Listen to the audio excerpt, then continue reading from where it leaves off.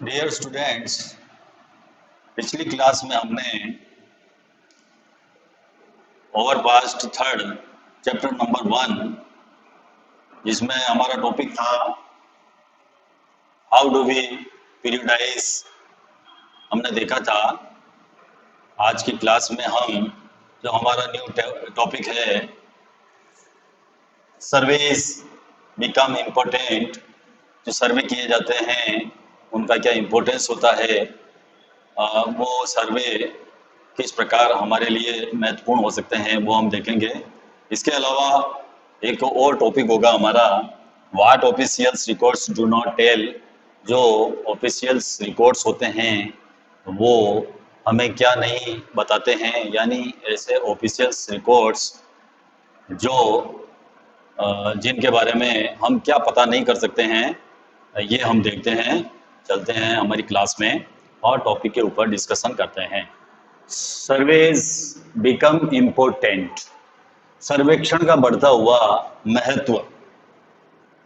The practice of surveying also became common under the colonial administration.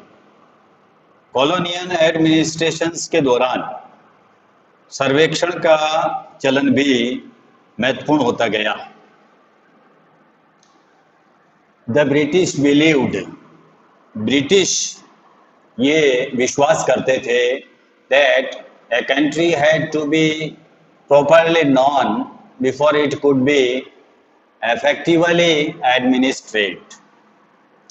अंग्रेज ये सोचते थे, ब्रिटिश ये बिलीव करते थे कि देश पर अच्छी प्रकार से शासन चलाने के लिए उसको सही ढंग से जानना बहुत ज़रूरी है। अगर किसी भी कंट्री के ऊपर शासन करना है तो उसको प्रॉपरली नॉन करना बहुत ज़रूरी है, उसको जानना बहुत ज़रूरी है। ये ब्रिटिश बिलीव करते थे। By the early 19th century, 19वीं सदी की शुरुआत तक, detailed surveys were being carried out to map the entirely country. पूरे देश का नक्शा तैयार करने के लिए जो है बड़े बड़े सर्वेज किए गए। In the villages revenue surveys were conducted. In the villages, गाँव में जो है रेवेन्यू सर्वेक्षण किए गए, राजस्व सर्वेक्षण किए गए।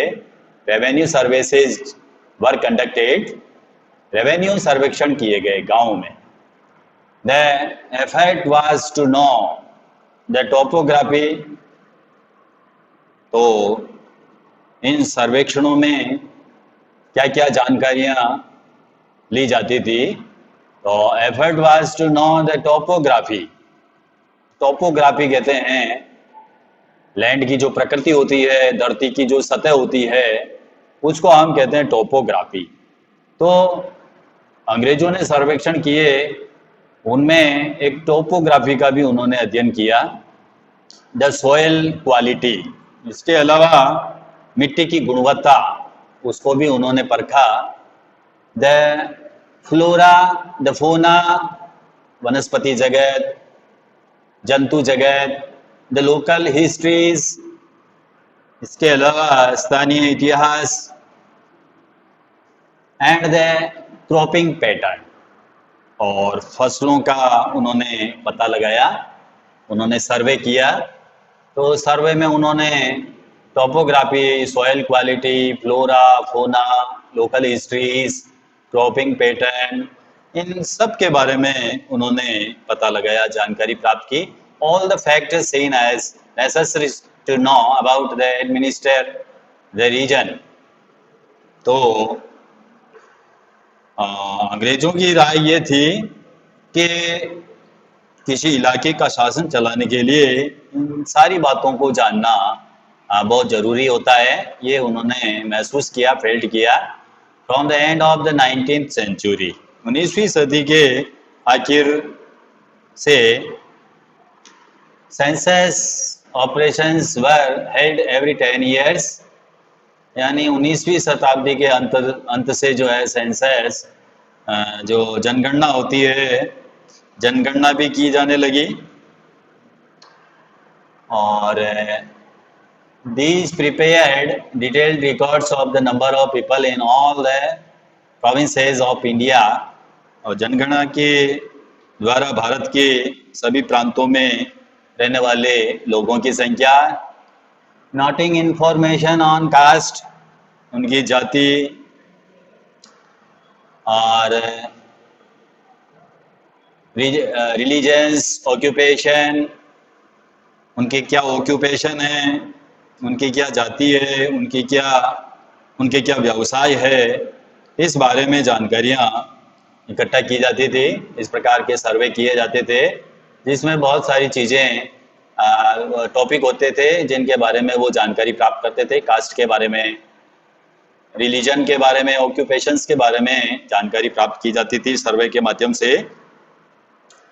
There were many other surveys, इसके अलावा भी सर्वेज किए जाते थे। बॉटनिकल सर्वेज, मानस्पतिक सर्वेक्षण, जूलॉजिकल सर्वेज, प्राणी वैज्ञानिक सर्वेक्षण, आर्कियोलॉजिकल सर्वेज, इसके अलावा पुरातत्वीय सर्वेक्षण, एंथ्रोपोलॉजिकल सर्वेज, मानव शास्त्रीय सर्वेक्षण, फॉरेस्ट सर्वेज, वन सर्वेक्षण। इस प्रकार के सर्वे होते थे जो वो लोग इस सर्वे में शामिल करते थे। इस प्रकार के सर्वेक्षण उनके द्वारा किए जाते थे। नेक्स्ट टॉपिक है हमारा, what officials records do not tell. जो रिकॉर्ड्स होते हैं उनसे हमको किस बात की जानकारी नहीं होती है, रिकॉर्ड्स क्या नहीं कहते हैं, यानी रिकॉर्ड्स के द्वारा हमको क्या पता नहीं चलता है। From this vast corpus of records we can get to know a lot. Records के भंडार से हम बहुत कुछ जान सकते हैं, बट वी मस्ट रिमेंबर, लेकिन हमको याद रखना चाहिए that these are official records, कि ये सरकारी रिकॉर्ड्स है। ये भी हमको ध्यान रखना चाहिए कि सरकारी रिकॉर्ड्स है तो इसमें भी जो है कुछ कमी हो सकती है। They tell us what the officials thoughts, इनसे हमें यही पता चलता है कि जो ऑफिशियल्स है वो क्या सोचते थे। जो सरकारी अधिकारी है, जो ऑफिशियल्स है, वो क्या सोचते थे, what they were interested in, और उनकी रुचि किसमें थी, वो क्या सोचते थे, वो किन चीज़ों में दिलचस्पी रखते थे, and what they wished to preserve for posterity, और बाद के लिए वे किन चीज़ों को बचाए रखना चाहते थे। These records do not always help us understand what other people in the country felt। In records के द्वारा हम ये नहीं समझ सकते हैं कि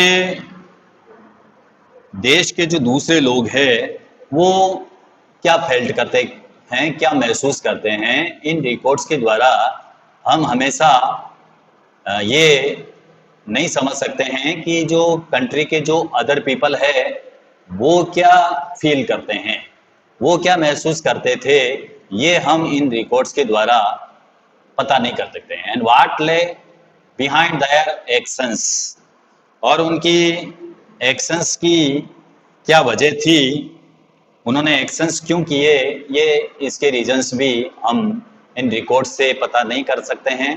for that we need to look elsewhere.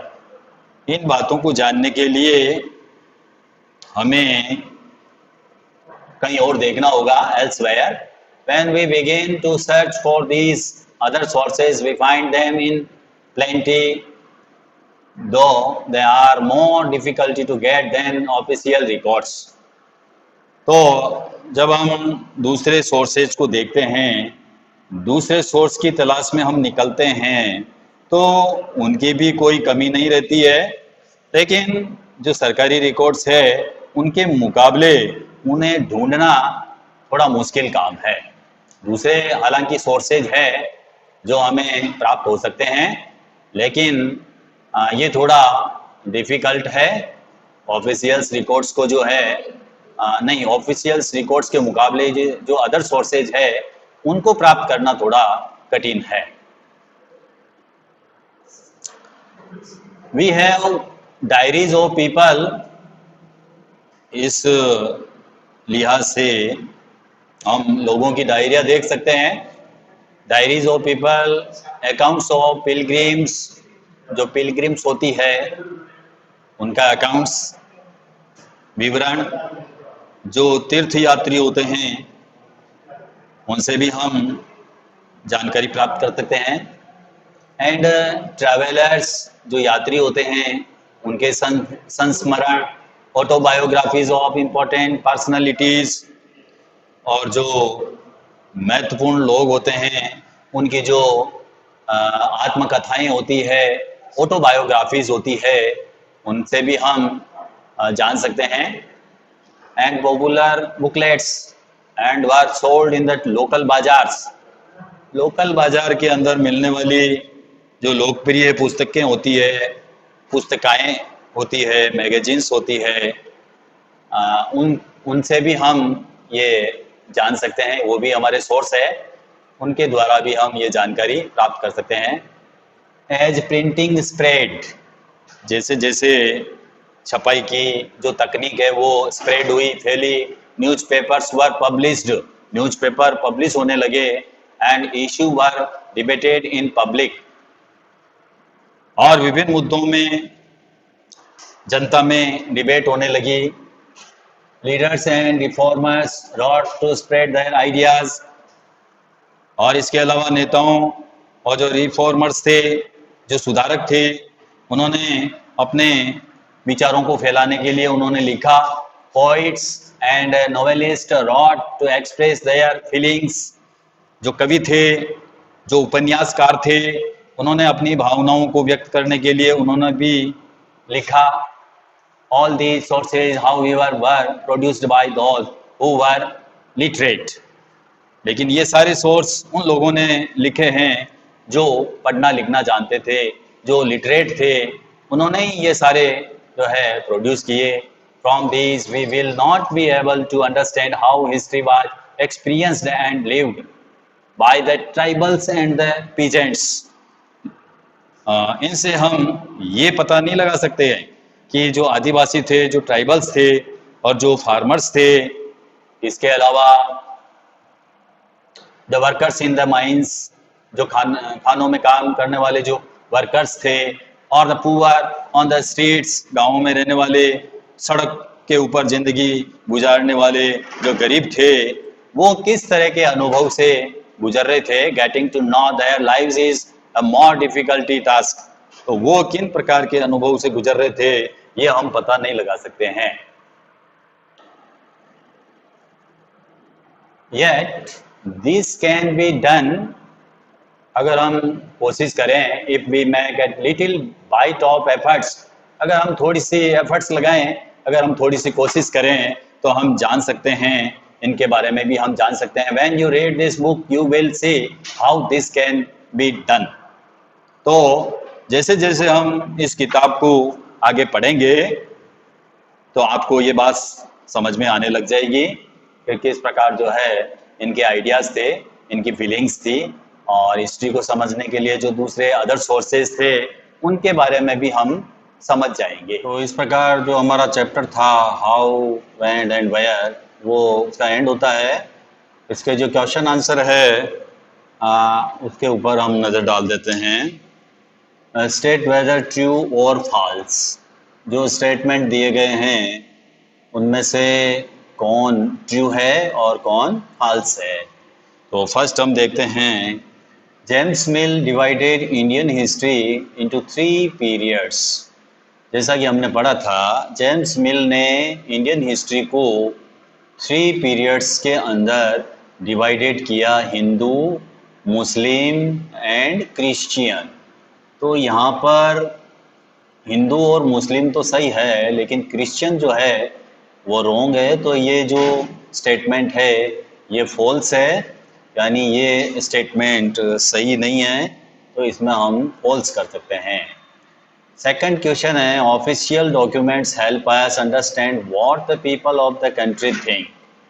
जो ऑफिशियल डॉक्यूमेंट्स है वो हमें हेल्प करते हैं अंडरस्टैंड समझने में what the people of the country think. Country के जो पीपल है वो क्या सोचते हैं, इस इसमें हमारी ऑफिशियल डॉक्यूमेंट्स हेल्प करते हैं। तो ये हमने पढ़ा था कि ये जो डॉक्यूमेंट्स है ऑफिशियल डॉक्यूमेंट्स वो कंट्री के जो पीपल है वो क्या सोचते हैं उसके बारे में हमको हेल्प नहीं करते हैं। क्योंकि ये लास्ट में जो लास्ट खंड था हमारा लास्ट पार्ट था उसमें हमने पढ़ा था कि जो लिटरेट होते हैं वो समझ सकते हैं, लेकिन जो इलिटरेट पीपल है जो स्ट्रीट वर्कर्स है वो इस बात को जो है नहीं समझ सकते हैं। तो ये जो स्टेटमेंट है ये फॉल्स है। तो इसका भी जो ये स्टेटमेंट है ट्रू नहीं है, फॉल्स है, ये फॉल्स स्टेटमेंट। नेक्स्ट है द ब्रिटिश थॉट, ब्रिटिश सोचते थे surveys were important for effective administrations. Effective administrations के लिए जो सर्वे होते हैं वो इम्पोर्टेंट होते थे, ये ब्रिटिश सोचते थे। तो बिल्कुल सही है ये कि ब्रिटिश की ये सोच थी, ब्रिटिश लोगों की ये सोच थी कि अगर हमको इफेक्टिव एडमिनिस्ट्रेशंस करना है तो उसके लिए पहले सर्वे किया जाना ज़रूरी होता है। तो ये स्टेटमेंट जो है बिल्कुल सही है, ट्रू है, ये स्टेटमेंट ट्रू है।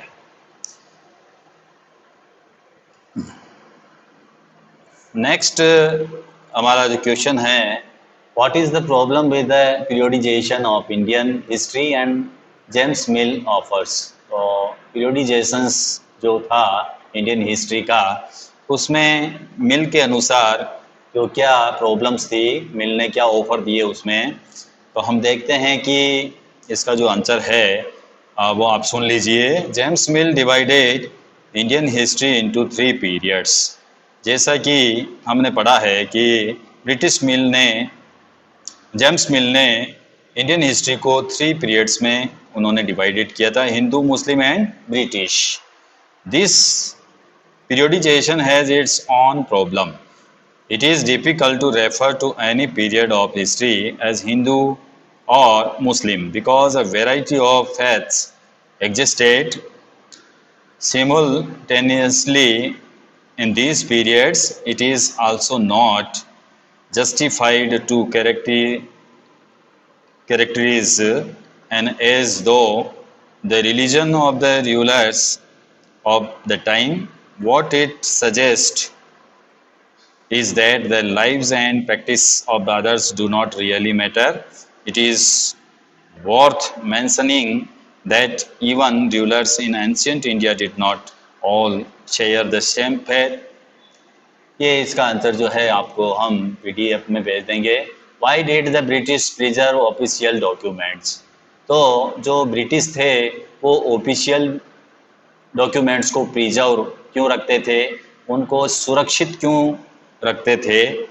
तो ब्रिटिश क्या मानते थे, द ब्रिटिश बिलीव्ड, उनका ये विश्वास था that bye preserving official documents it would be easier for them or any other persons to know about the decisions taken in the past.